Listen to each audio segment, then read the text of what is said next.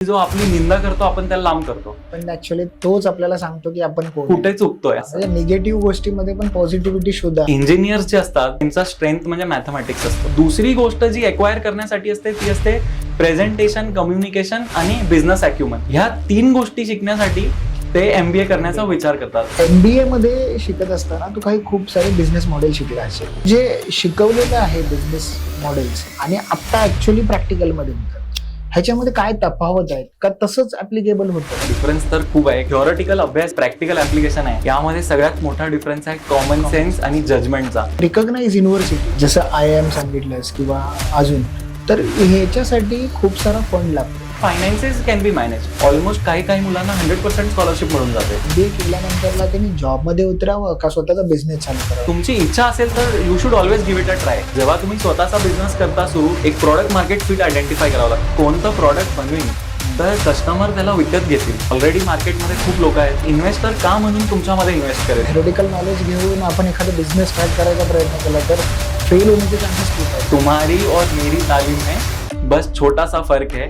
तुमने हालातों से सीखा है, मैंने उस्तादों से सीखा है. इनकम्प्लीटनेस जे एक्सेप्ट करण्याची केपेबिलिटी आहे ती मोठ्यात मोठ्या माणसामध्ये सुद्धा असली पाहिजे. आपल्याला हे एक्सेप्ट करता आलं पाहिजे की आपण इनकम्प्लीट आहोत. अर्जुन युद्ध करायच्या जस्ट आधी तो कन्फ्यूज झाला आणि त्याने सांगितलं ते कृष्णाला, आणि ते पण सगळ्यांच्या समोर सांगतो तो की कार्पण्य दोषो उपहाता स्वभावा पृच्छामि त्वं धर्म सम्मूढ चेता यत् श्रेयस्या निश्चितं ब्रूहि तन्मे शिष्य असते हमसादि मां त्वां प्रपन्नम्. नमस्कार. आजचा पॉडकास्ट हा खूप चांगल्या पद्धतीचा होणार आहे आणि आजच्या पॉडकास्ट मधून खूप सारे इन्साइट्स आहेत ना तुम्हाला मिळणार आहेत. कारण आज आपण आपल्या पॉडकास्टमध्ये MBA का करावा, त्याचबरोबर MBA करत असताना कोणत्या गोष्टींची काळजी घेतली पाहिजे आणि त्याच्यानंतर त्याचा बिझनेसमध्ये कसा फायदा होतो, अशा वेगवेगळ्या गोष्टींवरती खूप सारे डिस्कशन करणार आहे. आणि त्यासाठी आपल्या आज पॉडकास्टच्या स्टुडिओमध्ये आज आलेले आहेत ते म्हणजे शुभम गोळे. ह्याने ऑलरेडी VJTI मधून मेकॅनिकल इंजिनिअरिंग केलं आणि त्याच्यानंतरला त्यांनी IIM बँगलोर मधून आपलं MBA कम्प्लीट केलेलं आहे. मग त्यांचा सगळा अनुभव असेल या सगळ्या क्षेत्रातला आणि त्यांच्या पद्धतीने जे काय बघायचं आहे, त्यांच्या पद्धतीने ते आतापर्यंत बिझनेस वगैरे बघतात, ते सगळं आज आपण समजून घेणार. चला तर आपण चालू करू आजचा पॉडकास्ट. नमस्कार शुभम, तुझं आमच्या ह्या पॉडकास्टमध्ये स्वागत आहे आणि तू तुझा आजचा वेळ दिलास त्याच्याबद्दल खरंच धन्यवाद. शुभम, सगळ्यात अगोदर मला तुला विचारायचं आहे की तू आता हे जो काय प्रवास केलास, सुरुवातीला तुझं VJTI मधून तुझं इंजिनिअरिंग झालं आणि त्याच्यानंतर तू IIM केलास, तर तुझ्यामध्ये स्ट्रगल म्हणजे काय सांगू शकशील का? हो, नक्की. तर पहिले तर मी तुम्हाला आणि तुमच्या टीमला धन्यवाद, माझा आभार प्रकट करतो. तुम्ही मला इन्व्हाइट केलं त्याबद्दल. आणि लुकिंग फॉरवर्ड हा आजचा पॉडकास्ट कसा जातो. तर स्ट्रगल माझ्या टर्म्समध्ये फार सिम्पल आहे की एखाद्याची जी केपेबिलिटी आहे, त्याचा जे पण कॅलिबर आहे त्याचं त्यांनी 100% अचीव्ह करणे. म्हणजे जसं एक्झाम्पलसाठी समजा की एक पॉर्शे गाडी आहे आणि एक अल्टो आहे. अल्टो ही 80च्या स्पीडला चालू शकते, पॉर्शे 400च्या स्पीडला सुरू शकते. प्रत्येकाचे लिमिटेशन. करेक्ट. पण पॉर्शेनी आपलं कॅलिबर अचीव्ह करणे हा आणि स्ट्रगलचा कन्सिस्टन्सीचा हा भाग असतो. इंग्लिशमध्ये एक सिम्पल असं म्हणणं आहे की hard work beats talent when talent doesn't work hard. जर एखादा हार्डवर्किंग व्यक्तीने सातत्याने मेहनत करत राहिला तर तो प्रचंड टॅलेंटेड लोकांच्या पुढे जाऊ शकतो. हे मी माझ्या लाईफमध्ये स्वतः अनुभवलंय. मी स्वतः एक फार ऍव्हरेज स्टुडंट असताना मी नेहमी जे माझ्या समोर आलं त्याच्या पुढे मी जेवढं माझा 100% होऊ शकतो मी तेवढी मेहनत केली आणि मी जे मला गाठायचं होतं ते तसं गाठलं. तर असं एक एकंदरीत माझं डेफिनेशन आहे की आपण आपलं बेस्ट देत राहा, ते तुम्हाला पुढे नेईल, त्याला स्ट्रगल म्हणतात. क्या बात आहे. बरं, मग आता तुझं जी सुरुवातीची जर्नी मगाशी मी आता सांगितली त्या पद्धतीने तुझं सुरुवातीला VJTI मधून तुझं मेकॅनिकल इंजिनियर झालं, त्याच्यानंतरला तू तुझ्या म्हणण्याप्रमाणे काहीतरी 1-2 वर्षाचा गॅप घेतलास आणि त्याच्यानंतरला तू MBA केलास, ते पण IIM बँगलोर मधून. सो हा जो प्रवास सुरू झाला कसा झाला त्याच्याबद्दल काय सांगू शकशील का? हो, तर जसं मी जेव्हा VJTI मधून ग्रॅज्युएट झालो त्यानंतर मेकॅनिकल इंजिनिअरचा जो ड्रीम जॉब असतो की रिसर्च अँड डेव्हलपमेंट, ती फील्ड मला मिळाली होती आणि मी एका कंपनीमध्ये R&D मध्ये जॉब करायचो. 1.5 वर्ष अनुभव घेतल्यानंतर मला कळालं की आपल्या इंडियामध्ये स्कोप जो आहे तो बिझनेस साईडला फार जास्ती आहे. एकदम जे डीप टेक्निकल साईड्स आहेत ते तेवढा रिकॉग्नाइज नाही केल्या जात मार्केटमध्ये.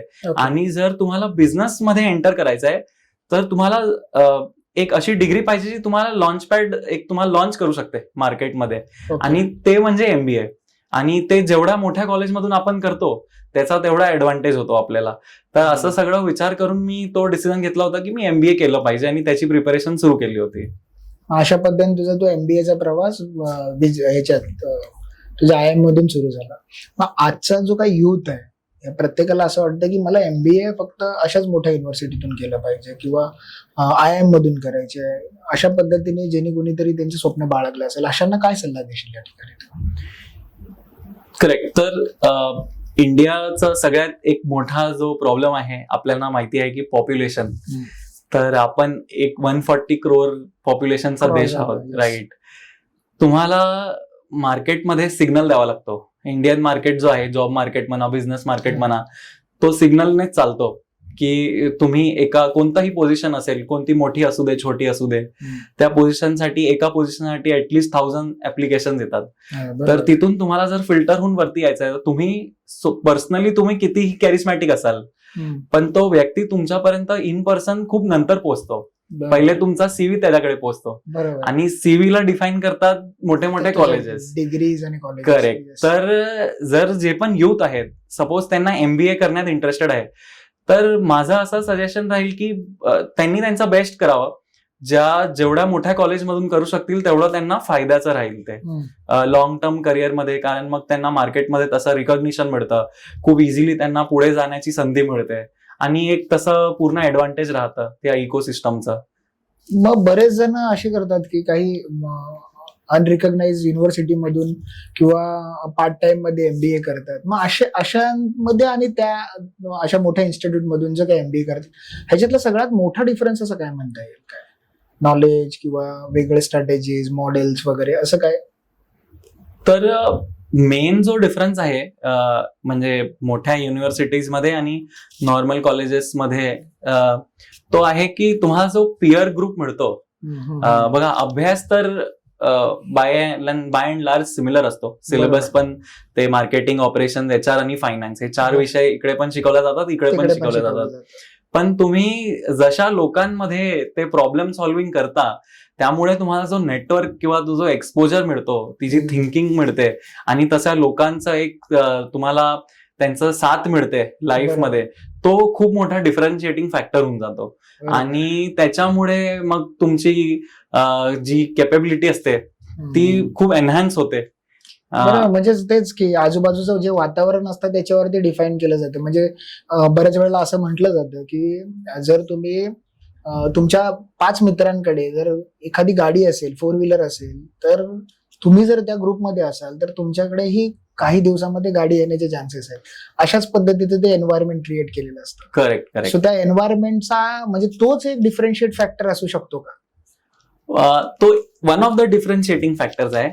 त्यानंतर मग जे प्लेसमेंट्स होतात, बेसिकली जे मोठ्या मोठ्या कंपन्या येतात, जसं गुगल, मायक्रोसॉफ्ट, ऍपल म्हणा, हे सगळ्या कंपन्या पण त्यांचा वेळ महत्वाचा असतो. त्यांचे जे लिडरशिप लोक येतात इंटरव्ह्यूज वगैरे घ्यायला, मग ते प्रिफर करतात की मोठ्या कॉलेजमधूनच आपण रिक्रुटमेंट करू.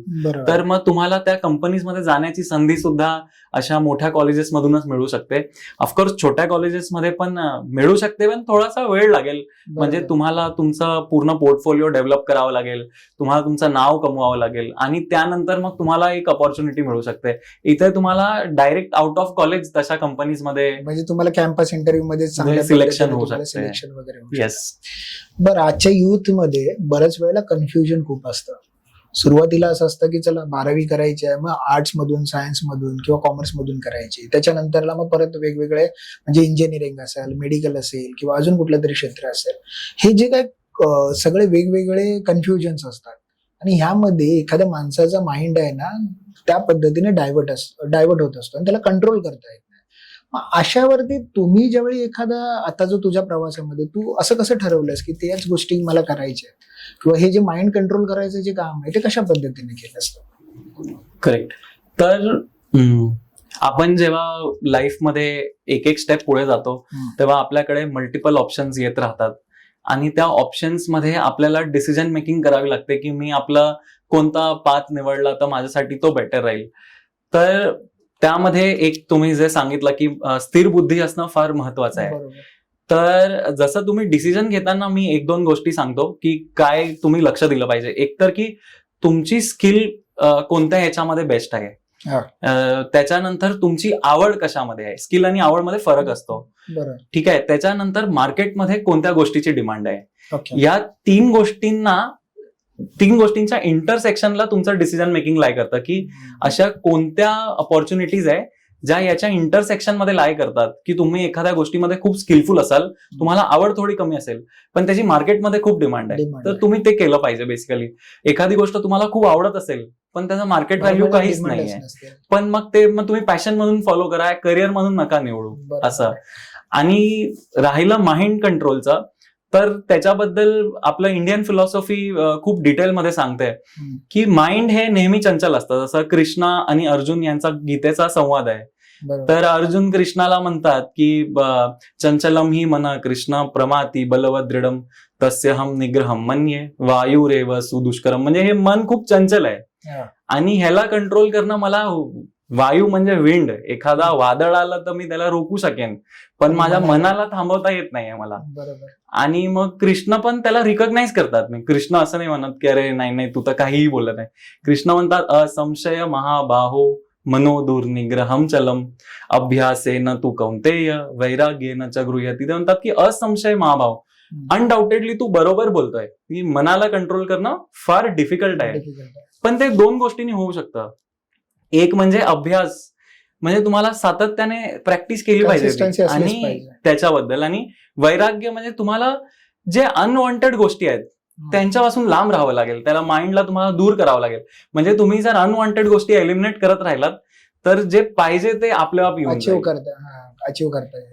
तर हे दोन आपले सूत्र आपण बोलू शकतो माइंड कंट्रोलचे. म्हणजे बघायला गेलं तर ह्या सगळ्या डिसिजन आयुष्याचं करिअर ज्यावेळी स्टार्ट होतं, म्हणजे जनरली बघायला गेलं तर 12वी नंतरच म्हणतात, तर त्यावेळेलाच ह्या गोष्टी सगळ्या डिटेलमध्ये अभ्यास केला तर आयुष्यामध्ये त्यांना प्रॉब्लेम होत नाही. नाहीतर बऱ्याच लोकांना आपण बघतो की एक वर्ष मग MBA केला, मग दुसऱ्या वर्षामध्ये इंजिनिअरिंग साठी ट्राय केला, मग हे जमलं नाही मग कुठेतरी जॉब केला आणि मग आयुष्यातली पुढची घडी पूर्ण इसकटत जाते. बरं, ह्या युथने आत्ताच्या घडीला जर लाईफमध्ये सक्सेस पाहिजे असेल, मग तो कुठल्याही म्हणजे पद्धतीने, जर बिझनेसमध्ये पाहिजे असेल किंवा तुमच्या करिअरमध्ये, अभ्यासामध्ये किंवा एखादी डिग्री घेण्यासाठी काही असेल, तर त्याला अशा कोणत्या हॅबिट्स लावणं गरजेचं आहे असं तुला वाटतं तुझ्या मते? मी एक 2-3 हॅबिट्स जे मी पर्सनली फॉलो करतो ते मी सांगेन. सगळ्यात महत्वाचं म्हणजे की स्वतःला ट्रॅक करणं फार इम्पॉर्टंट आहे की तुमच्या लाईफमध्ये जे होत आहे. आपण सगळ्यांनी ते लहानपणी एक स्टोरी ऐकली असेल की एक वूड कटर असतो, तो वूड कटरची नोकरी करतो, म्हणजे तो झाडं कापतो बेसिकली. तर पहिल्या दिवशी तो त्याच्या मालकाला 50 झाडं कापून देतो. तर मालिक खूप खुश होतो आणि तो पण खुश असतो की चांगला परफॉर्मन्स आहे. दुसऱ्या दिवशी तो 30च झाडं कापतो. थोडा निराश होऊन जातो की अरे काय झालं माहित नाही. मालिक म्हणतो काही प्रॉब्लेम नाहीये, तू कंटिन्यू कर. पण असं एका आठवड्याने तो 10 झाडांवरच येतो. मग नंतर शेवटी त्याचा मालक त्याला म्हणतो की तू लास्ट तुझ्या 100ला धार कधी दिली होती. आणि मग आपल्याला कळतं की अरे ती धार चुकत आहे कुठे, कॅपॅबिलिटीमध्ये काही प्रॉब्लेम नाही. हा, पण आता या स्टोरीमध्ये एक गोष्ट जी सगळ्यांनी मिस केली की त्याने त्याच्या लाईफचा ट्रॅक ठेवला होता. तो हे रोज ट्रॅक करत होता की आज मी 50 झाडं कापले, नेक्स्ट डे मी 40 कापले, मग 10 कापले. ते ट्रॅक केल्यामुळे त्याला कळालं की मी कुठेतरी कमी पडतोय. सेल्फ असेसमेंट बोलतात त्या सेल्फ असेसमेंट. आणि नॉर्मल शब्दांमध्ये आपण यांना जर्नलिंग बोलू शकतो. थोडंसं का होईना, एक 5 मिनिटं होईना, 3 मिनिटं होईना, पण तुम्ही दिवसातून थोडं तुमचा दिवस कसा गेला त्याच्याबद्दल तुम्ही आकलन केलं पाहिजे. ते थोडं लिहून ठेवलं पाहिजे. आठवड्यानंतर विचार केला पाहिजे, आठवडा कसा गेला, महिना कसा गेला, वर्ष कसं गेलं. हे जेव्हा तुम्ही ट्रॅक करत राहता, आणि हे 9वी-10वी पासूनच केलेलं बेटर आहे, मग त्याच्याने तुम्हाला तुमचे स्ट्रेंथ कळतात, वीकनेस कळते. ही एक हॅबिट झाली. दुसरी हॅबिट म्हणजे फोकस राहून गोष्टी करणे. तर हे फोकस येण्यासाठी तुम्हाला सराउंडिंग शांत खूप पाहिजे. तर त्यासाठी सकाळी उठणे खूप महत्वाचं आहे. मला असं वाटतं की स्टुडंट लाईफमध्ये माझी एक खूप इम्पॉर्टंट हॅबिट जी होती, जिने मला लाईफमध्ये खूप हेल्प केलं, ती म्हणजे सकाळी उठण्याची. सकाळी जर लवकर उठून आपण 1-2 तास त्याच्यामध्ये जे पण तुम्हाला सगळ्यात इम्पॉर्टंट आहे तुमच्या लाईफमध्ये ती ऍक्टिव्हिटी तुम्ही करा. म्हणजे काहीही असो मग. काहीही असो. आणि हा. सगळे मोठे लोक तसं, जसं लता मंगेशकर रियाज सकाळी करायचे, बरोबर. शशी थरूर पॉलिटिक्सचा अभ्यास सकाळी करतात, सचिन तेंडुलकर क्रिकेटची प्रॅक्टिस सकाळी करतात. तुम्ही कोणत्याही फील्डचं कोणतंही नाव घ्या, ते लोक ब्रह्ममुहूर्तामध्ये उठून हे सगळं प्रॅक्टिस करतात. हो, आपल्या याच्यामध्ये पण लिहिलेलं आहे की ब्रह्ममुहूर्तावरती उठल्यामुळे खूप सारे फायदे आहेत. करेक्ट. तर हे 2 हॅबिट्स मी म्हणेन. त्यानंतर तिसरी हॅबिट जी आहे ती असं आहे की तुम्ही स्वतःला अशा लोकांनी सराउंडेड ठेवा जे तुम्हाला म्हणजे करेक्ट फीडबॅक देतात. म्हणजे आज कसं आहे की आपला आजचा दौर असा सुरू आहे, म्हणजे जमाना आपण बोलतो की बरोबर. लोक गोड बोलणाऱ्यांना आपण जवळ ठेवतो आणि जो आपली निंदा करतो आपण त्याला लांब करतो. पण ऍक्च्युअली तोच आपल्याला सांगतो की आपण कोण आहे. कुठे चुकतोय. हा, तर जर तुम्हाला निंदा करणारे मिळतात तुमचे मित्र वगैरे, तुम्ही असेच ठेवा. ऍक्च्युअली निंदा करणारा मित्रच चांगला मित्र असतो, हा. हे तुम्ही समजून घ्या. आणि त्याचा वाईट न मानता जीवनात कुठे तुम्ही त्याला इम्प्रूव्ह करू शकता ते घेऊन फॉरवर्ड पुढे चला. असं निगेटिव्ह गोष्टीमध्ये पण पॉझिटिव्हिटी शोधा. आणि असं जर काय होत असेल तर मग सेल्फ अनालिसिस किंवा जसं तू बोलला जर्नलिस्ट करून ठेवणं गरजेचं आहे, जेणेकरून आपल्याला स्वतःला माहिती पडेल की नेमकं आपल्या लाईफमध्ये आपण कुठे चाललोय, का आपण ट्रॅक हरवतोय का आपल्यामध्ये चेंज झालंय का. जसं तुझ्या त्या एक्झाम्पल मध्ये सांगितलंस की त्या माणसाच्या कॅपेबिलिटीवरती प्रॉब्लेम नव्हता, पण त्यांनी ज्या वस्तूने ते सगळं करत होता त्याची धार व्यवस्थित काढली नव्हती आणि त्याच्यामुळे त्याला पाहिजे ते अचीव्ह करता येत नव्हता. करेक्ट. खूप छान. या सगळ्या गोष्टी मला असं वाटतंय ना की ह्या युथ जर हा पॉडकास्ट बघत असेल तर त्यांना खरंच फायद्याचा होईल. बरं, इथून पुढे जाताना मला हे समजायचं आहे की बरेचशा वेळेला एखाद्या 12वी नंतर इंजिनिअरिंग करतात, मग कोणत्याही प्रकारची इंजिनिअरिंग असेल, आणि त्याच्यानंतरला ती MBA करण्याचा विचार करतात. मग इंजिनिअरिंग पासून MBA हा काय प्रवास आहे आणि का असे विचार करतात, काय सांगू शकशील? हो, तर जसं माझं पर्सनल एक्झाम्पल मी तुम्हाला सांगितलं की इंजिनियर्स जे असतात ते टेक्निकली साऊंड असतात. म्हणजे त्यांना एक त्यांचा स्ट्रेंथ म्हणजे मॅथमॅटिक्स असतो. त्यांना मॅथ्स खूप चांगल्या पद्धतीने येत असतं. आणि मॅथ्स चांगल्या पद्धतीने येणे म्हणजे याचा जीवनात सगळ्यात मोठा फायदा म्हणजे त्यांचा फर्स्ट प्रिन्सिपल प्रॉब्लेम सॉल्व्हिंग आपण ज्याला म्हणतो. म्हणजे एखादी गोष्ट जर कुठे रॉंग जात असेल, समजा एखाद्या कंपनीचं प्रॉफिट नेगेटिव्ह जात असेल, तर त्याला फर्स्ट प्रिन्सिपलने कसं सॉल्व्ह करायचं हे चांगल्या मॅथ्सला, ज्यांचं मॅथ्स चांगलं असतं त्यांना इझिली जमतं. तर मग त्यांच्यासाठी दुसरी गोष्ट जी एक्वायर करण्यासाठी असते ती असते प्रेझेंटेशन, कम्युनिकेशन आणि बिझनेस अॅक्युमन. ह्या 3 गोष्टी शिकण्यासाठी ते MBA करण्याचा विचार करतात. आणि जर त्यांना हे मिळालं तर हा जो कॉम्बिनेशन आहे हा खूप छान कॉम्बिनेशन आहे मार्केटमध्ये. त्यामुळे मग ते MBA करण्याचा विचार करतात. पण मग बऱ्याच वेळेला थर्ड म्हणजे जशी ज्या हे फील्डमध्ये नाही ती लोक तर विचार करतात की अरे तू आतापर्यंत इंजिनिअरिंग केली आणि डायरेक्ट तू टर्न करतो MBA ला, हा एकदमच ऑड का प्रवास आहे. पण तू ज्या पद्धतीने सांगितलंस की त्या पद्धतीने जर त्यांनी ते एकदम हे केलं तर त्यांना खरंच फायदा होत असेल. बरं, MBA मध्ये शिकत असताना तू काही खूप सारे बिझनेस मॉडेल शिकला असेल आणि ते बिझनेस मॉडेल आताच्या घडीला तू एका कॉर्पोरेट्स मध्ये काम करतो. तर मग जे शिकवलेलं आहे बिझनेस मॉडेल्स आणि आता ऍक्च्युअली प्रॅक्टिकल मध्ये होतं, ह्याच्यामध्ये काय तफावत आहेत का तसंच ऍप्लिकेबल होतं? हा, तर आहे बघा, डिफरन्स तर खूप आहे. एक सगळ्यात मोठा जो पॉइंट आहे तो आहे कॉमन सेन्स. आणि इंग्लिशमध्ये एक सेइंग आहे की common sense is not very common. तर जो आपला थिओरिटिकल अभ्यास आहे आणि त्याचं जे प्रॅक्टिकल ऍप्लिकेशन आहे यामध्ये सगळ्यात मोठा डिफरन्स आहे कॉमन सेन्स आणि जजमेंटचा. एक तुम्हाला सिम्पल स्टोरी सांगतो. एक मुलगा असतो आपल्या इंडियन MBA कॉलेजेसचा, त्याला एक दुबईची कंपनी हायर करते. तर तो फ्रेशर असतो, त्याला मार्केटिंगचा रोल मिळते. Cola, basically Coca Cola type एक कंपनी, ती दुबईमध्ये त्यांची ब्रँड आहे. तर मग त्या कंपनीचा सेल्स डाऊन असते. तर त्या मुलाला ती प्रॉब्लेम स्टेटमेंट देतात की आपल्याला कोलाचा सेल वाढवायचा आहे समर्स मध्ये, तर मग तू एक मार्केटिंग कॅम्पेन कर. तर तो मुलगा पूर्ण रिसर्च वगैरे करतो आणि म्हणतो हो आपण एक होर्डिंगवाला कॅम्पेन करूया, जाग्या जाग्यावर होर्डिंग लावूया. आणि तो होर्डिंग अशी बनवतो की एक माणूस थकून आला आहे, व्यक्ती हबीबी, समजा ते दुबईचे जे आपले लोक आहेत ते, तो हबीबी थकून आला आहे, त्यांनी कोला पिला आणि त्यानंतर तो एनर्जेटिक झाला. आणि हे असे बोर्डिंग पूर्ण दुबईमध्ये लावण्यात आले. तर त्यांनी एक्सपेक्ट केलं की आता 1-1.5 महिन्यानंतर सेल वाढायला पाहिजे, पण ऍक्च्युली ते उलट झालं, त्याच्या नेगेटिव्ह. मग त्यांनी अनालाइज केलं, त्यांना कळालं की दुबईमध्ये लोक राईट टू लेफ्ट वाचतात. तर हे प्रॅक्टिकल जे ऍस्पेक्ट होता तो त्याचा मिसिंग होता. त्याने शिकला तर सगळं, मार्केटिंग ते अप्लाय करताना ते कुठे ना कुठे तरी चुकवलं. प्रॅक्टिकली तसं अप्लाय नाही झालं. तर हे सगळ्यात मोठा हा इश्यू आहे. म्हणजे जे पण तुम्ही शिकता ते यूज तर होणार, कारण ते आलं आहे, आपल्याला जनरेशन पासून आलेलं नॉलेज आहे ते. बरोबर. पण त्याचा ऍप्लिकेशन मध्ये जे निटीग्रिटी आहे, जे नुआन्सेस आहे, ते आपल्याला व्यवस्थित लक्ष देऊन त्यांना तसं इम्प्लिमेंट केलं पाहिजे. हे एक खूप मेजर लर्निंग आहे सगळ्यांसाठी. म्हणूनच MBA करत असताना बऱ्याच वेळेला 6 महिने, 1 वर्ष, 1.5 वर्ष इंटर्नशिप करायला सांगतात. करेक्ट. मग त्याचं रिझन ते अशा पद्धतीचे असू शकतात. येस.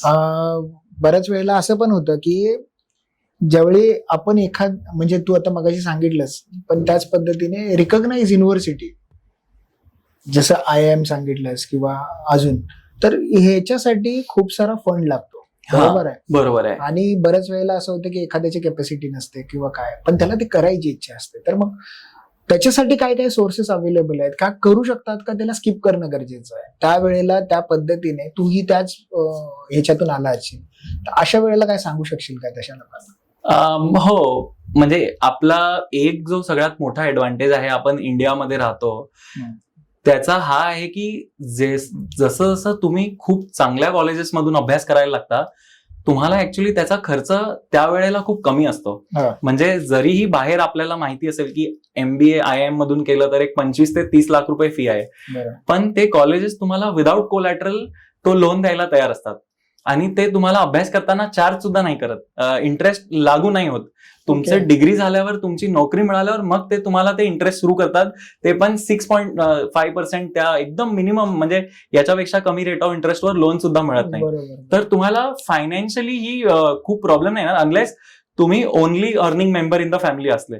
सपोज तुमच्या अर्निंगवर तुमची फॅमिलीही डिपेंडेंट आहे, त्यावेळेला तुम्हाला थोडंसं मग ते परम्युटेशन कॉम्बिनेशन करावं लागेल की मी कसं करू शकतो. पण माझं नेहमी असं सजेशन राहील की जर तुम्ही एक चांगली प्रोफाईल बनवली आणि तुम्ही एवढ्या मोठ्या कॉलेजची जर एक्झाम क्रॅक करू शकले, तुमची इच्छा असेल तर you should always give it a try.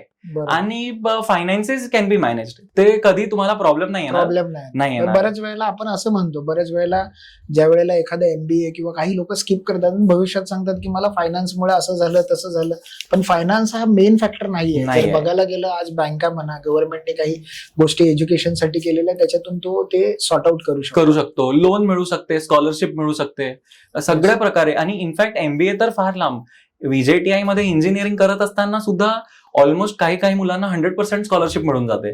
तर मार्केटमध्ये फार असे एंटरप्रेन्योर्स आहेत, जसं बरेच कंपनी त्यांचा CSR इनिशिएटिव्ह आहेत, तर त्यांचा CSR इनिशिएटिव्ह मध्ये एक एज्युकेशन एक त्यांचा अजेंडा आहे.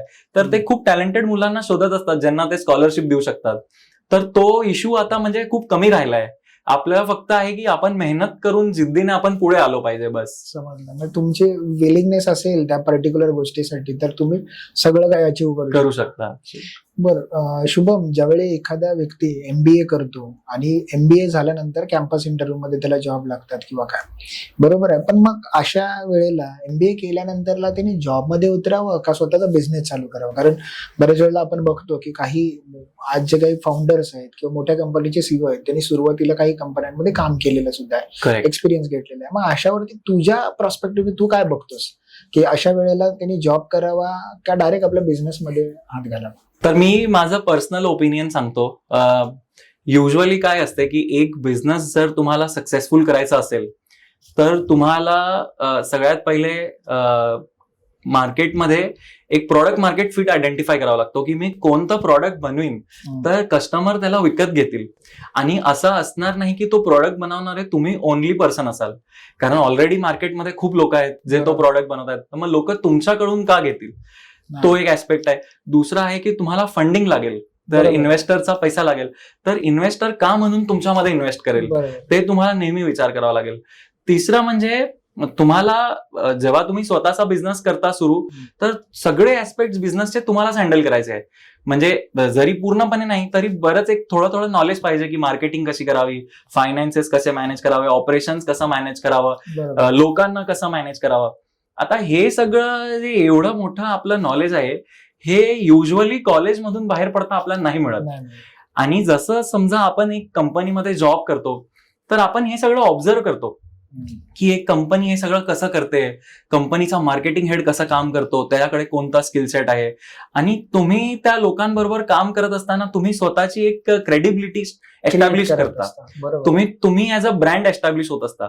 तर जसं तुम्ही एक 10-15 वर्ष कॉर्पोरेटमध्ये चांगलं काम केलं, 3-4 कंपनीमध्ये काम केलं, लोकांना तुमच्याबद्दल माहिती पडलं, आणि त्यानंतर जेव्हा तुम्ही बिझनेसमध्ये आला तर तुम्ही एक खूप मोठी व्हॅल्यू घेऊन येता, आणि तुम्हाला जसे पण पार्टनरशिप्स पाहिजे बिझनेस करायला ते तुम्हाला इझिली अवेलेबल होऊन जातात.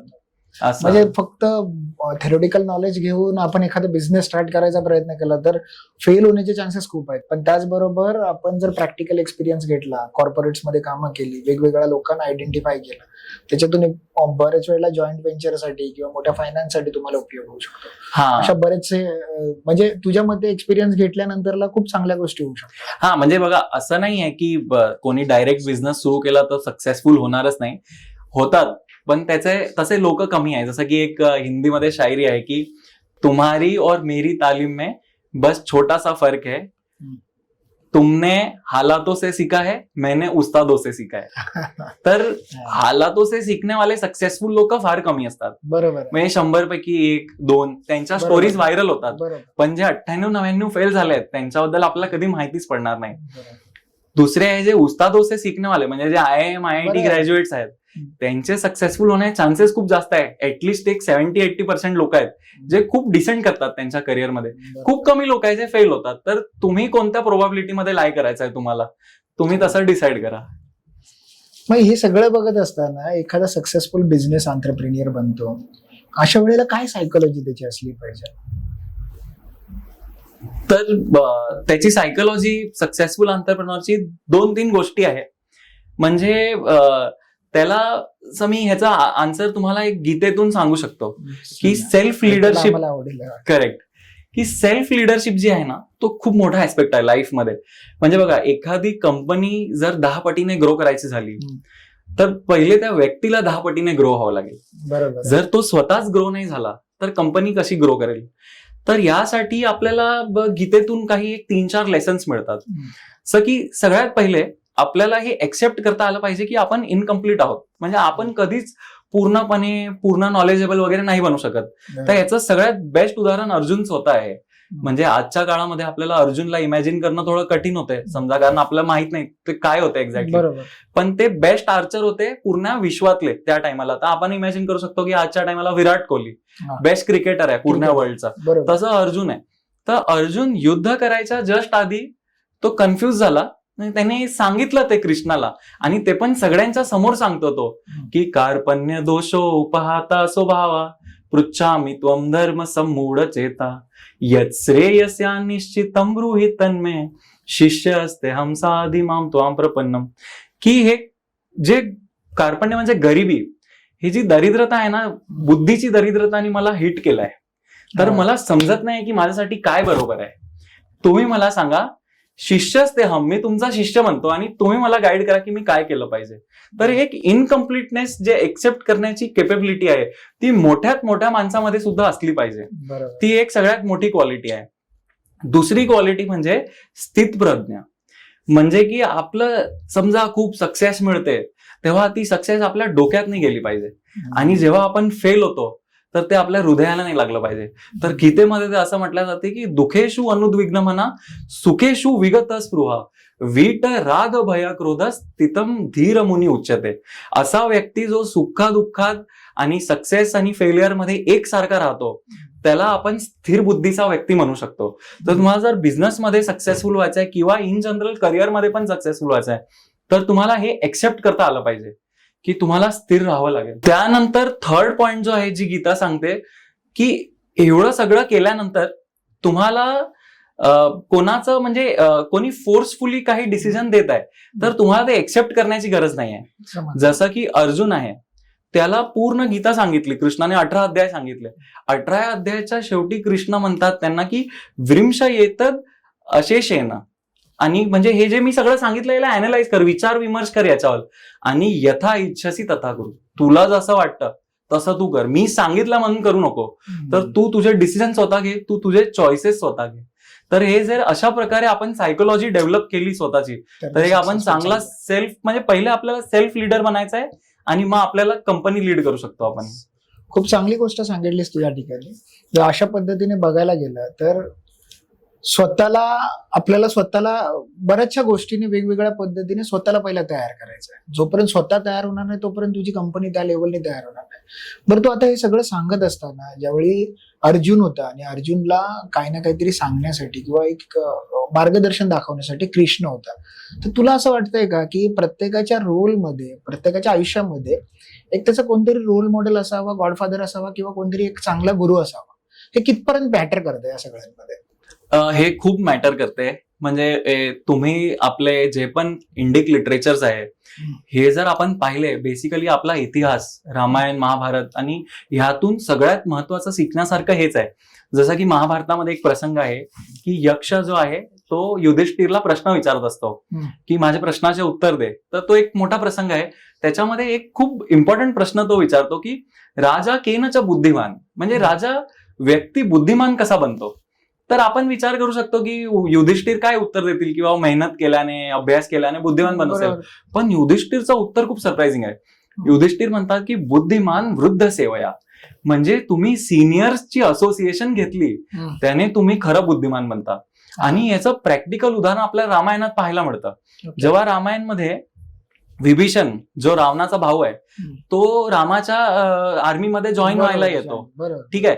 तर त्यावेळेस श्रीराम कसा डिसाईड करतात की त्याला घ्यायचं आहे की नाही, तर त्यांचं एक प्रॉपर पूर्ण मंत्रिमंडळ असते ज्याच्यामध्ये जामवन असतात, अंगद असतो, हनुमान असतात, आणि ते सगळ्यांचे ओपिनियन घेतात की तुम्हाला काय वाटते, कारण तुम्ही हुशार व्यक्ती आहात, तुमचं कर्तव्य आहे की तुम्ही मला गाईड केलं पाहिजे. आणि ते सगळ्यांच्या ओपिनियन अनुसार एक जण नाही म्हणते आणि 4 जण हा म्हणतात. तर मग ते ऍक्च्युली 4 जण नाही म्हणते, 1 जण हा म्हणतात, पण ते लॉजिकली व्हॅलिड असते. एकाचं उत्तर हनुमानच हो म्हणतात, ते कसं कन्व्हिन्स करतात ती एक वेगळी स्टोरी आहे. पण त्यामुळे ते त्यांना एक्सेप्ट करतात, आणि एक्सेप्ट केल्यानंतर आपल्याला माहितीये परिणामात राम युद्ध जिंकतात. तर आपल्या लाईफमध्ये खूप इम्पॉर्टंट आहे आपल्या सोबत सिनियर्सचं असणं. आणि माझं तर वैयक्तिक असं मत आहे की जीवनाचे कोणतेही इम्पॉर्टंट निर्णय, जसं की घर घेणे, लग्न करणे, एकदम जे तुम्हाला खूप इम्पॉर्टंट वाटतात निर्णय, ते तुम्ही एकटे नका घेऊ. कधीही तुम्ही सिनियर्सला इन्व्हॉल्व ठेवा, 4 लोकांना विचारा, पाहिजे तर तुम्ही करा जे ते तुम्हाला वाटतं, पण ऍटलिस्ट वेगळ्या वेगळ्या हुशार लोकांचे ओपिनियन घ्या. खरंच आहे, ओपिनियन घेण्यासाठी खूप, म्हणजे आमच्या पण अकाउंटिंग फील्डमध्ये असंच होतं की एखाद्या बिझनेसमॅनला एखादा प्रॉब्लेम येतो आणि तो प्रॉब्लेम आहे ना तो स्वतःच सॉल्व्ह करायचा प्रयत्न करतो. पण त्याला आम्ही प्रत्येक वेळेला हेच सांगतो की जोपर्यंत तुम्ही अशा व्यक्तींकडे जात नाही ज्यांनी तो प्रॉब्लेम फेस केलाय, तर तुम्हाला त्याच्यातलं चांगलं उत्तर भेटणार नाही. तुम्ही 4 जणांशी डिस्कस करा, तुमचा प्रॉब्लेम सांगा, उद्या सकाळी त्याच्यातून जे तुमच्या बिझनेससाठी जे ऍप्लिकेबल आन्सर्स असेल तेच तुम्ही घ्या. सो अशाच पद्धतीने मला परत ह्याच्या पुढे जाऊन एक परत प्रश्न असाच पडतो की चला, आपल्या लाईफमध्ये गुरु तर असला पाहिजे, पण आज बघायला गेलं तर आपले वेगवेगळ्या गोष्टी आहेत. जसं आता तूच आता सांगितलं, जर लग्न करायचं असेल तर तुम्ही चांगला ओपिनियन घ्या. एखादं सायकोलॉजिकली आपण कशामध्ये अडकलो असेल तर तिथे एखाद्या लागेल, बिझनेसमध्ये असं. मग या सगळ्यांमध्ये हे जे गुरु आपल्याला सिलेक्शन करायचे असतात किंवा एखादा चांगला गुरु कसा असला पाहिजे, हे कसं काय ठरवायचं? कारण बऱ्याच वेळेला असं होतं की आपण एखाद्याला आपला आयडियल मानतो आणि मग आपण त्याच्याकडे जातो, त्यांनी त्याच्या नॉलेज प्रमाणे काही गोष्टीपर्यंत सांगतो, पण खरंच तो आपल्याला त्या पद्धतीने गाईड करतोय का? कारण बऱ्याच वेळेला असं होतं की आपल्या लाईफमध्ये गुरु म्हणजे कोण? आपल्या आजूबाजूचे सिनियर मेंबर असतात ते. पण बऱ्याच वेळेला त्या गुरुने जो प्रॉब्लेम फेस नाही केला ते प्रॉब्लेम आपले असू शकतात. करेक्ट. आपण त्यांच्याकडे जाऊन मांडतो, पण त्यांच्याकडे सुद्धा उत्तरं नसतात. मग अशा वेळेला चांगले गुरु कसे काय निवडायचे आणि त्यांना आपण गुरु म्हणून कसं मानलं जाईल पाहिजे?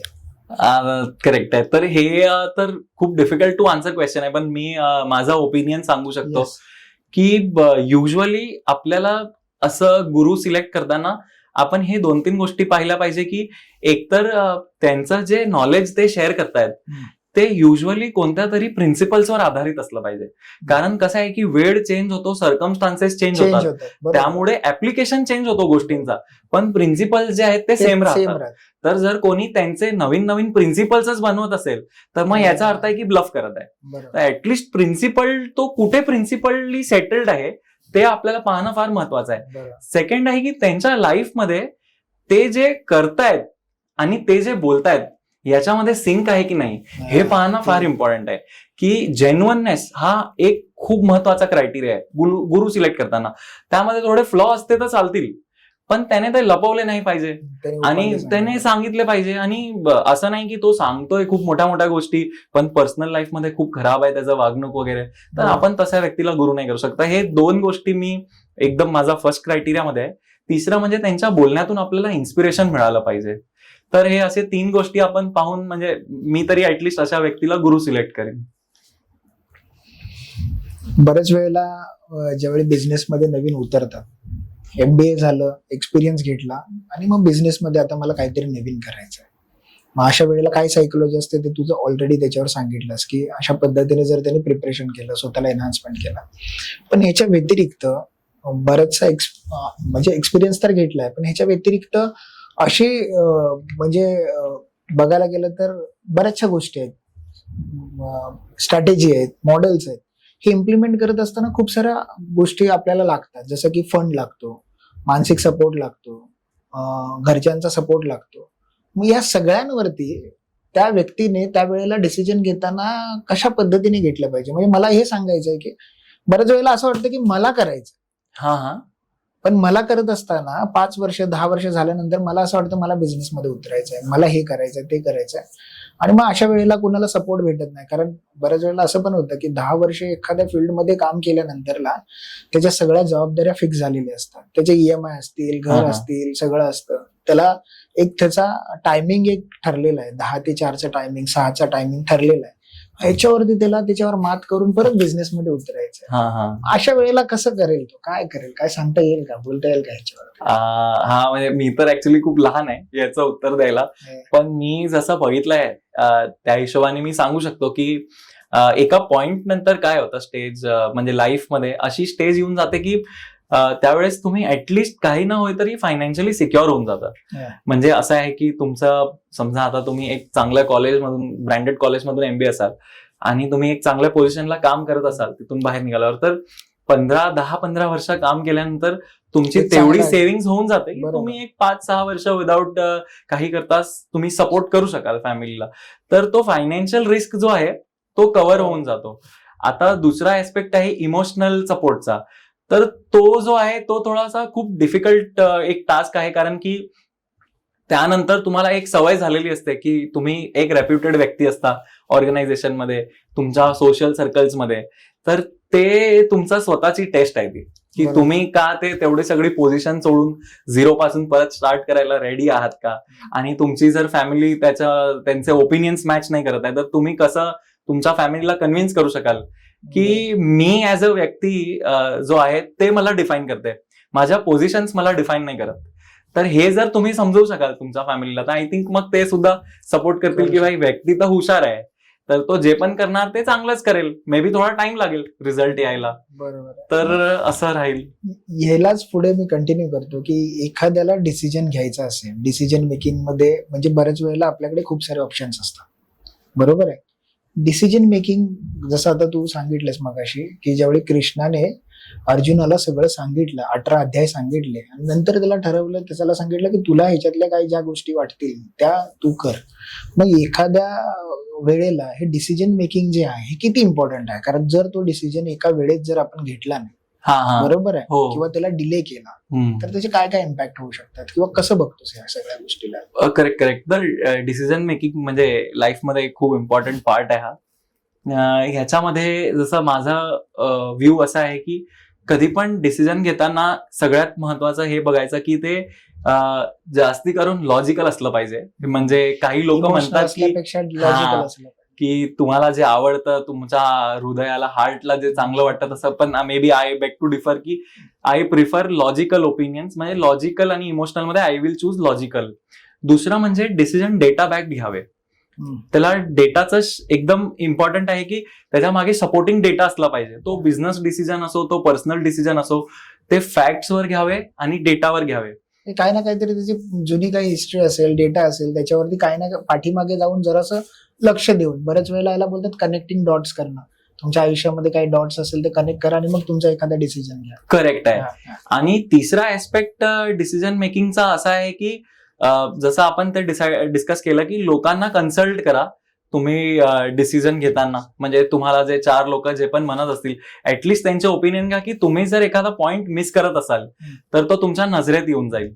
तर मग असं करून आपण एक थोडेसे प्रॉपर डिसिजन्स घेऊ शकतो लाईफमध्ये. खूप चांगलं आहे. म्हणजे डिसिजन वरती पण खूप साऱ्या गोष्टी आहेत.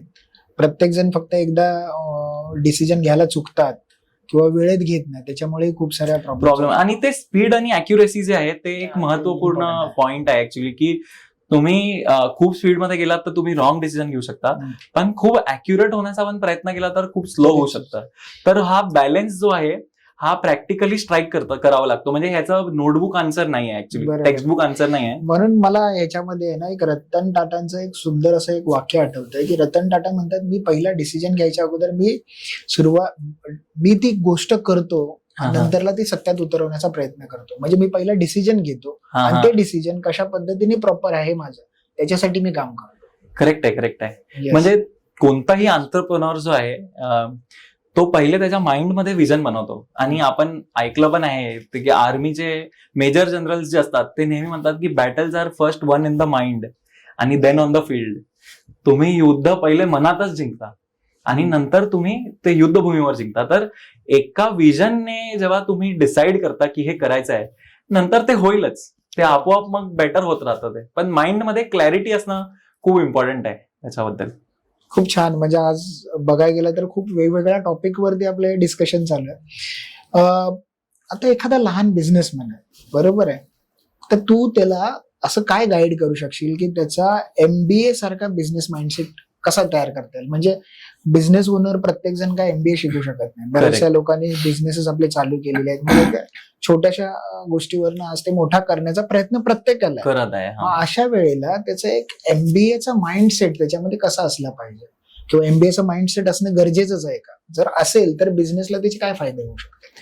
हो, तर जसं हे जे फॅमिली बिझनेसेस असतात किंवा स्मॉल स्केल बिझनेस असतात, यांच्यामध्ये सगळ्यात मोठा एक प्रॉब्लेम जो मला आयडेंटिफाय होतो की हे ना सॅटिस्फाईड खूप असतात.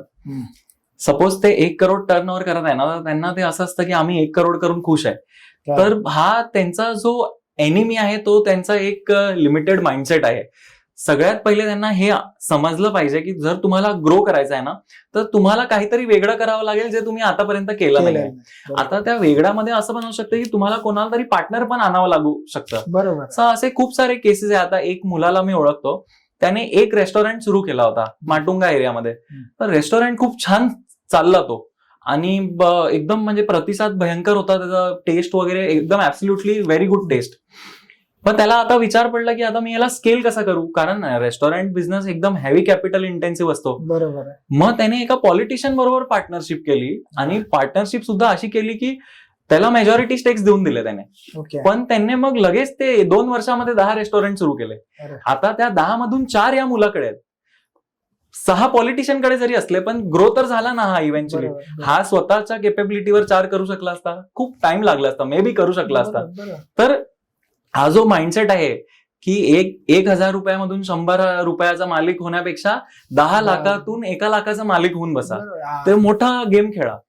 आजकाल बघायला गेलं तर आज IPOचे जे गेम्स आहेत ते अशाच पद्धतीने आज कितीतरी कंपन्या जर बघायला गेला, आता जर रिसेंटली उदाहरण बघायला गेलं लेन्सकार्टचं जर बघायला गेलं पीयूष बन्सलचं, तर त्यांनी सुरुवातीला ती कंपनी फाउंडर मेंबर म्हणून चालू केली होती. आज बघता बघता त्याच्याकडे फक्त 5 का 6% स्टेक आहे, पण तरी पण तो 1,000 करोड 2,000 करोड पर्यंत पोहोचलेला आहे. 75,000 crores मार्केट कॅपिटलायझेशन केलंय. सो बट ऑब्वियस की ते असलंच पाहिजे. त्याच्या व्यतिरिक्त अजून काय सांगू शकशील का की या बिझनेस ओनरने अजून कसं कसं काय MBA माइंडसेट बद्दल? येस, त्याला दुसरं म्हणजे त्याला टेक हेवी जावं लागेल. कारण आता असं आहे की तुम्हाला जर स्केल करायचं असेल तर तुम्ही विदाऊट टेक्नॉलॉजी तुम्ही पुढे जाणं खूप कठीण आहे. बरोबर. तर तुम्ही टेक एकतर आउटसोर्स करा किंवा जर तुम्हाला रिसोर्स हायर करायचे तर हायर करा. आणि तुम्ही कसं टेक्नॉलॉजी वापर करून तुम्ही वेगवेगळ्या डिस्ट्रीब्युशन चॅनल बद्दल पण एक्सप्लोर करा. कारण आधी कसं व्हायचं की डिस्ट्रीब्युशन चॅनल मेनली तुमचं दुकानातून वगैरे म्हणजे ऑफलाईन असायचं खूप. आज डिजिटल झालंय, खूप ऑनलाईन झालंय. खूप सारे मीडिया अवेलेबल आहे, मीडियम अवेलेबल आहेत तुम्हाला डिस्ट्रीब्युट करण्यासाठी. तर तुम्हाला हे आयडेंटिफाय करणं खूप गरजेचं आहे की तुमचं जो आत्ताचा बिझनेस आहे तो ऑनलाईन मार्केटच्या स्केलला कसं पुढे परफॉर्म करू शकेल. त्यानंतर परत तुम्ही तुमचे कॉम्पिटिटिव्ह स्ट्रेंथ जे आहेत, आपण ज्याला म्हणतो की ती एका रात्रीत कॉपी नाही होऊ शकत, अशी स्ट्रेंथ जी आहे ना, हे कामं तुम्ही स्वतः करा. आणि बाकीचे जे छोटे मोठे काम आहेत, जसं समजा एखाद्याची फॅक्टरी आहे आणि तो कपड्याची मॅन्युफॅक्चरिंग करतो, तर त्याची सगळ्यात मोठी कॉम्पिटिटिव्ह स्ट्रेंथ ती त्याची फॅक्टरी आणि त्याचे वर्कर्सच आहेत. कारण हे कोणी रातोरात सेटअप नाही करू शकत. बाकी विकणं वगैरेचं काम कोणी करू शकतं. तर त्याने त्याचं लक्ष पूर्ण त्याच्या कोर कॉम्पिटन्सीवरती लावलं पाहिजे आणि दुसऱ्या गोष्टी दुसऱ्या लोकांना दिल्या पाहिजेत. आणि नवीन नवीन प्रोडक्ट कसे तो आणू शकतो त्याची कोर कॉम्पिटन्सी वापरून त्याच्यावरती काम केलं पाहिजे. म्हणूनच आमच्या या अकाउंटिंग फील्डमध्ये किंवा हे MBA मध्ये असे 5 सेक्टर्स आहेत, जिथे सेल्स असेल, मार्केटिंग असेल, फायनान्स असेल, ऑपरेशन असेल, अशा बऱ्याचशा गोष्टी आहेत. प्रत्येक जण त्या प्रत्येक गोष्टीमध्ये मास्टर होऊ नाही शकत. म्हणून त्यांनी त्या फील्ड मधला एखादा माणूस घेतात किंवा त्या पद्धतीने एखाद्या जसं मगाशी सांगितलंच, पार्टनरशिप मध्ये जर मी आज ऑपरेशन मध्ये चांगला असेल तर मला फायनान्स वाला कोणतरी पाहिजे, मार्केटिंग वाला कोणतरी पाहिजे, सेल्स वाला कोणतरी पाहिजे. सो खूप छान. म्हणजे ह्या सगळ्या गोष्टी जर त्या एखाद्या स्मॉल एंटरप्रिनियरनी जर त्याच्या बिझनेसमध्ये जर लक्ष दिलं तर कदाचित त्याला मोठं होण्यासाठी त्याचा फायदा होऊ शकतो. येस. एक माझं स्वतःचं फ्रेमवर्क आहे, ते मी शेअर करतो. म्हणजे पर्सनल लाईफमध्ये जर समजा कोणालाही ग्रो करायचं असेल तर माझं 4C म्हणून मी असा एक शॉर्टकट्स मध्ये डेव्हलप केलंय की सगळ्यात पहिले तुम्ही लाईफमध्ये क्लॅरिटी डेव्हलप करा स्वतःच्या बाबतीत, की तुम्ही कुठे तुम्ही एक्सेल करू शकता लाईफमध्ये. आणि एवढं क्लिअर राहावा की सगळ्यात महत्वाचं आहे, क्लॅरिटी डेव्हलप करत असताना नॉईजला बाहेर काढणं खूप इम्पॉर्टंट असते. कारण गोंधळ असेल तर तुम्हाला ते काही क्लॅरिटी मिळणार नाही. तर आपण काय करत असतो, खूप ब्लेम गेम खेळत असतो की माझं सराउंडिंग चांगलं नाही आहे, माझी फॅमिली चांगली नाही, माझ्याकडे लिमिटेड रिसोर्सेस आहे. या सगळ्यामध्ये नका पडू. तुम्ही हे बघा की आता तुम्ही ज्या पोझिशनला आहात तिथून तुम्ही कसं पुढे जाऊ शकता आणि तुम्ही रिस्पॉन्सिबिलिटी घ्या. तुमच्या लाईफची रिस्पॉन्सिबिलिटी तुम्हीच घ्या. तुम्ही जर काम केलं तरच तुम्ही पुढे जाणार. तर असं एक क्लॅरिटी डेव्हलप करा. दुसरं म्हणजे कॉम्पिटंट बनण्याचा प्रयत्न करा. तर कॉम्पिटंट बनण्यासाठी जेवढे स्किल्स एक्वायर करा, म्हणजे एक तर अभ्यास करत असाल तर अभ्यास चांगला करा, जॉब करत असाल तर जॉबमध्ये जेवढं 9 to 5 करता तेवढंच न करता ऍटलिस्ट कंपनी काय करते, मी कोणता अजून पार्ट एक्स्ट्रा शिकू शकतो, खूप म्हणजे सक्षम बना. कॉम्पिटन्स. तर हा जो आहे सेकंड C आहे. थर्ड C आहे की तुमचा कोहोर्ट म्हणतो त्याला आपण, एक नेटवर्क जो असतो ना, कोहोर्ट म्हणजे ग्रुप ऑफ बर्ड्स. तर तुमचा नेटवर्क फार चांगला ठेवा. म्हणजे तुम्ही अशा वेगवेगळ्या लोकांना, जरुरी नाही ते तुमचे मित्रच असले पाहिजे, ते तुमचे बिझनेस कनेक्शन सुद्धा असू शकतात, पण त्यांच्यासाठी तुम्ही काही करण्याचा केपेबिलिटी डेव्हलप करा, जेणेकरून मग ते तुमची पण मदत घेतील आणि तुम्हालाही मदत करतील. असं करून कोहोर्ट. आणि सगळ्यात महत्वाचा चौथा C म्हणजे कॅरेक्टर, की हे सगळं करून तुम्ही शेवटी रात्री तुम्हाला स्वतः तुमच्या मनाला हँडल करायचं आहे, तुम्हाला स्वतः आरशात बघायचं आहे. तर असं काही करू नका की तुमच्या कॅरेक्टरला तुमच्यावरती क्वेश्चन येईल. तर स्वतःचं चरित्र एवढं सुंदर ठेवा की तुम्हाला नेहमी आयुष्यात सॅटिस्फाईड वाटलं पाहिजे. तर असा एक 4C असा माझा पर्सनल एक फ्रेमवर्क आहे. मला तर असं वाटतं की हे फक्त बिझनेसच्या बाबतीत नाही तर पर्सनल लाईफच्या बाबतीमध्ये पण हे सगळीकडेच ऍप्लिकेबल होते तुझे 4Cs. ह्याच्यामध्ये तू जी गोष्ट सांगितलीस ना नेटवर्किंगची, आज बघायला गेलं तर खूप सारे बिझनेस नेटवर्क्स आज पण चालू आहेत, पण ऍक्च्युअली बघायला गेलं ना या नेटवर्क मधून खूप फायदा होतो, खूप म्हणजे खूप फायदा होतो. मग बऱ्याच वेळेला ते तुम्हाला बिझनेसच्या बाबतीमध्ये होतो, पर्सनल काही डिसिजनच्या बाबतीमध्ये होतो, कुठल्या ना कुठल्या तरी. म्हणून तर म्हटलं जातं network is your real network. So बऱ्याचशा गोष्टी आहेत. मग आता तू जसं ह्या 4C सांगितलं, असं बिझनेसमनच्या साठी तू काय फ्रेमवर्क काय सांगू शकशील का, हेच 4C त्यांना ऍप्लिकेबल करता येईल का असं? म्हणजे बिझनेसमॅन साठी तर आपलं सिम्पल आहे की बघा, सगळ्यात इम्पॉर्टंट आहे की तुमचा जो प्रोडक्ट आहे तो तुम्हाला किंग बनवतो. तर तुमचा प्रोडक्ट तुम्ही एवढा सुपर स्पेशलाइज्ड बनवा, तुमचे कस्टमर्स तुम्ही व्यवस्थित शोधा. हे 2 गोष्टी जर तुम्ही क्रॅक केल्या ना, म्हणजे बिझनेसमध्ये तुम्ही आहात ऑलरेडी तर तुम्ही ह्याच्यावर काम केलं असणार. आणि तुम्ही जर उतरण्याचा प्रयत्न करत आहे तर सगळ्यात महत्वाचं तुम्ही ह्याच गोष्टीवर विचार करा की माझं प्रोडक्ट विकत कोण घेणार आणि का विकत घेणार, की मी कमी पैशात बनवतोय, की मी काही वेगळं देतोय, की हे पटकन एका रात्रीत कोणी दुसरं पण बनवू शकतं. तर हे जो आपला 4P आहे मेनली MBAचा, product, promotion, place and price, हे 4च सगळ्यात महत्वाचं आहे. हे 4 जर एका बिझनेसमॅनला क्रॅक करता आले तर मग त्याला कोणी हात नाही पकडू शकत त्याचा. असं एका शब्दात म्हणता येईल का की प्रत्येक बिझनेसमॅनने कायझन म्हणजे जापनीज टेक्निक मध्ये कायझन आहे, जे कंटिन्युअस इम्प्रुव्हमेंट. म्हणजे रोज उठून तुम्ही काही ना काहीतरी नवीन करण्याचा प्रयत्न करा, काहीतरी नवीन शोधा, त्याच्यातून तुम्हाला हळूहळू हळूहळू एक एक पॅरामीटर्स काही ना काहीतरी आपल्याला भेटत जातील. आजकाल IIM ग्रॅज्युएट जे झालेले आहेत ते येतात आणि आपले स्टार्टअप्स तयार करतात. मग अशी काय कोणती गोष्ट आहे की यांना डिफरन्शिएट करते स्टार्टअपसाठी? बऱ्याच वेळेला आपण बघतो की खूप सारे IIM ग्रॅज्युएट झालेले आहेत आणि त्याच्यानंतरला ते येतात स्टार्टअप्स मध्ये, खूप चांगल्या पद्धतीने काम करतात, त्यातले सक्सेसफुल खूप सारे होतात आणि 2-3 वर्षातच एक युनिकॉर्न चांगल्या पद्धतीने बिझनेस डेव्हलप करतात. मग हे IIM मधून बाहेर पडल्यानंतर त्यांची स्टार्टअपची जर्नी चालू होते. त्याच्याबद्दल काय सांगता येईल का? असं काय होतं म्हणजे ते खरंच तिथे त्याचं कल्चर आहे, सराउंडिंग आहे की तिथे ते क्रिएट केलं जातं? काय सांगता? असं म्हणजे कल्चर तर आहे, IIT आणि IIM दोन्हीमध्ये कंबाईन आहे. तर one of the main reason आहे की ते जे इन्क्युबेशन सेंटर्स आले आहेत आजकाल, त्यामुळे तर लोक जे आहे ते युजली आयडियाजवर काम करत आहेत कंटिन्यू. आणि आता असं राहिलंय की प्रत्येक सेमेस्टरला तुम्हाला एक प्रोजेक्ट तरी करावा लागतो. त्या प्रोजेक्टमध्ये तुम्हाला एखादी आयडिया काढावी लागते, तर त्या एक अकॅडमिक्स मध्ये त्यांनी इंटिग्रेट करण्याचा प्रयत्न केलाय प्रॅक्टिकल गोष्टींना. तर त्यामुळे बरेच जे हे असे स्टार्टअप्स येत आहेत मार्केटमध्ये ते ऍक्च्युली त्यांच्या अकॅडमिक प्रोजेक्ट्स आहेत. They got converted into a very good startup.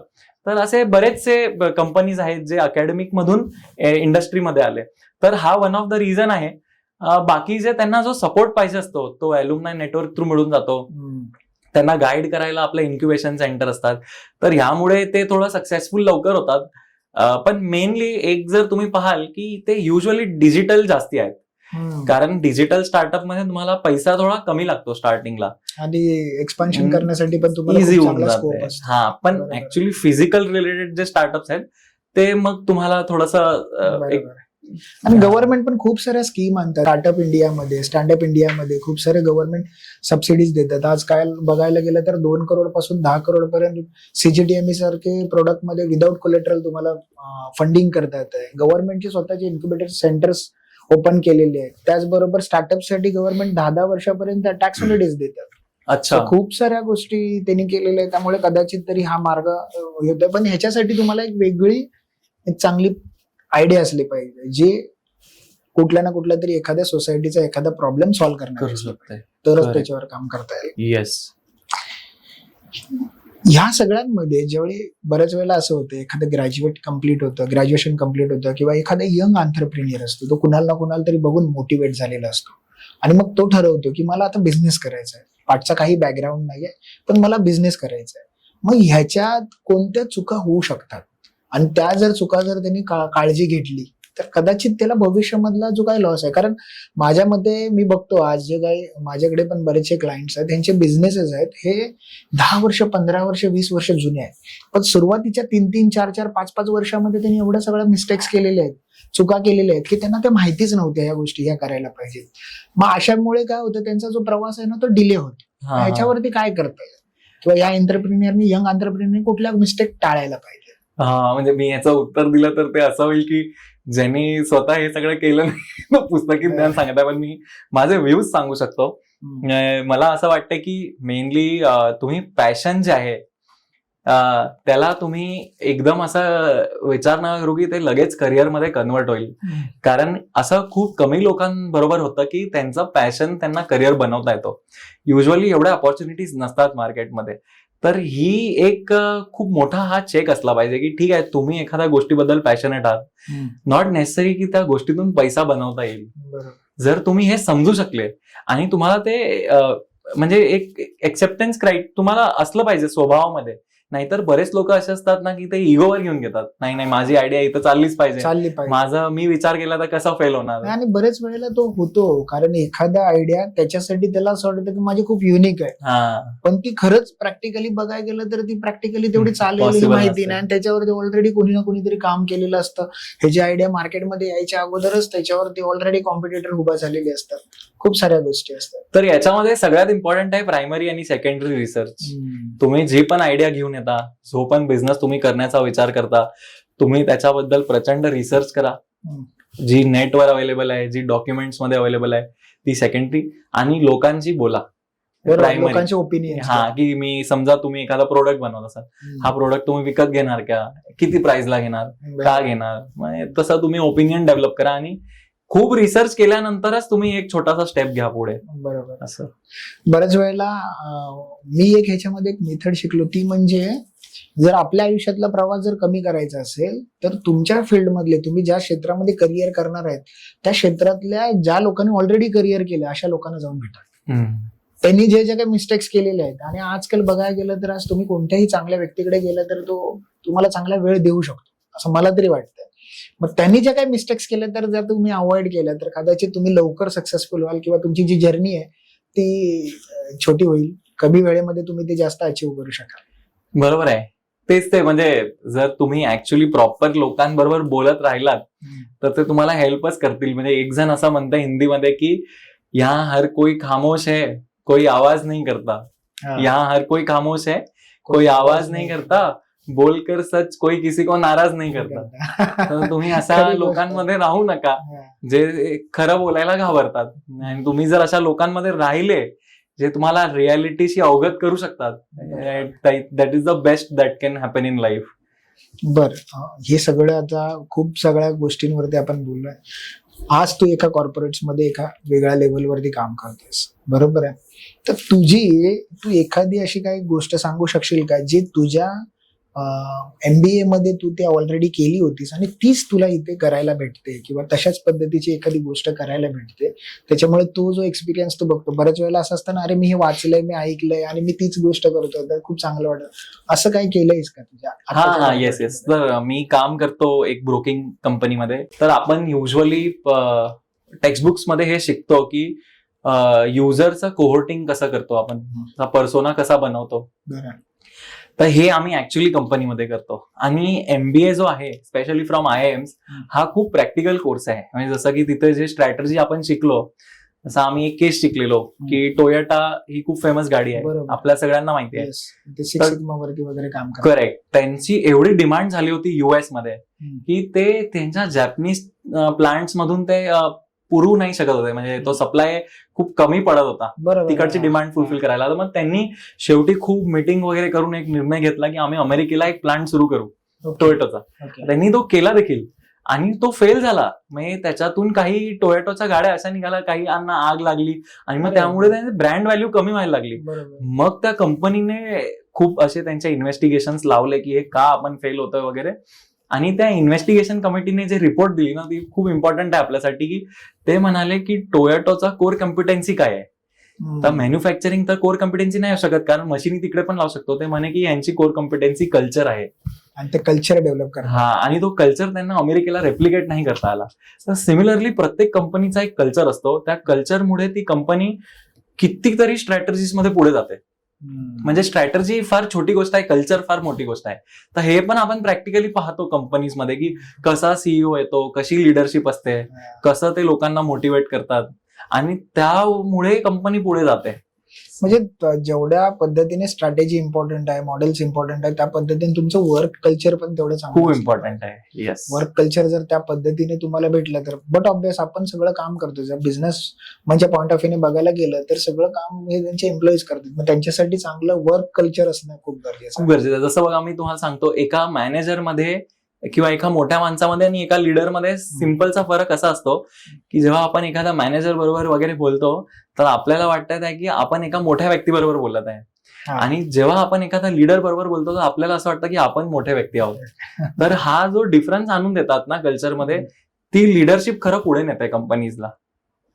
अच्छा, बरं, आता तू जे काही सांगितलंस, लीडर्स लीड बाय एक्झाम्पल्स बोलतात, तर तो जो लीडर्स बनण्याची गोष्ट आहे तू कशी सांगू शकशील याच्यावर? लीडर्स कसे बनले जातात? का ते त्यांचं टॅलेंट डेव्हलप केलं जातं का, काय सांगू शकशील?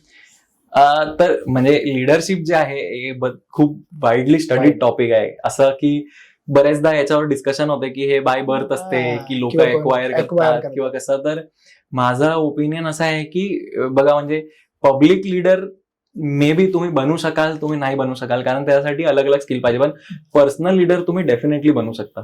तर पर्सनल लीडर तुम्ही कसं बनता, तर तुम्ही स्वतःला अॅनलाइज करत राहता, स्वतःच्या केपेबिलिटीज वरती काम करता, स्वतः इम्प्रूव्ह करता, आणि तेच तुम्ही मग जे तुमच्यासोबत लोक असतात ते तुम्ही ट्रान्समिट करता.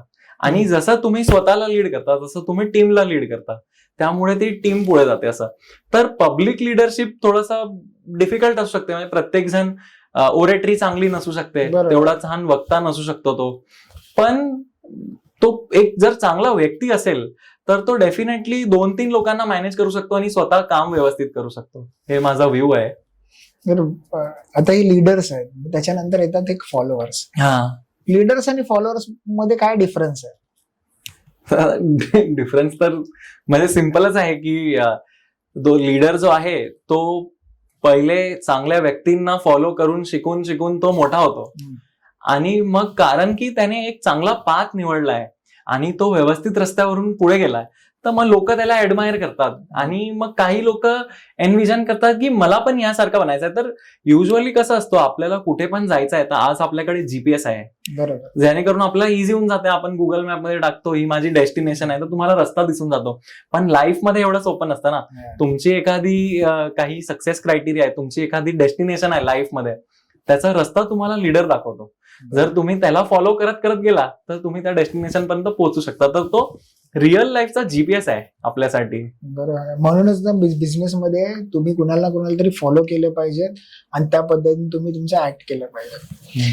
शुभम, आज खरंच तू चांगला वेळ दिलास आणि बरेचशा व्ह्युअर्सला याच्यातून खूप सारे इन्साइट्स भेटतील मला आशा आहे.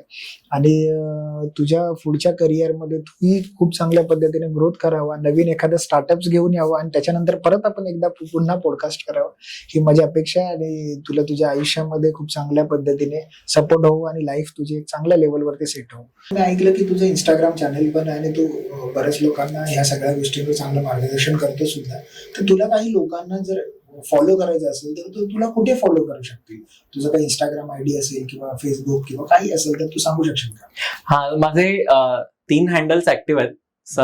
इंस्टाग्रामवर माझा हँडल आहे IIM योगी, ओके. फेसबुकवर तर शुभम रमेश गोलेच आहे आणि लिंक्डइनवर सुद्धा शुभम रमेश गोले. तर ह्या 3 चॅनल्स वरती मी किंवा रिटर्न आर्टिकल्स किंवा short reels life philosophy business बद्दल मी टाकत राहतो. स्पेशली फिलॉसॉफी माझा एरिया ऑफ स्ट्रेंथ आहे. जर कोणाला इंटरेस्ट असेल तर प्लीज मला पहा. नक्कीच तुला फॉलो करतील. बऱ्याचशा आजच्या या पॉडकास्टमध्ये खूप साऱ्या गोष्टी ज्या सिलेबस मध्ये नाही त्या सिलेबसच्या बाहेर जाऊन खूप साऱ्या प्रॅक्टिकल अनुभव तुझ्या IIM बद्दलच्या खूप साऱ्या गोष्टी शिकायला भेटल्या आणि खरंच खूप चांगला झाला. आणि तुला नक्कीच आपले व्ह्युअर्स फॉलो करतील. हे बोलणं आपण इथेच थांबूया. आज खरंच तू तुझा वेळ दिलास त्याच्याबद्दल माझ्या पूर्ण टीम तर्फे तुझे आभार. आणि या ठिकाणी थांबू. थँक्यू, तुम्ही मला इन्व्हाइट केलं. मला पण खूप छान वाटलं आणि hopefully I am of some help to your users. Yes, of course. Thank you. Thank you.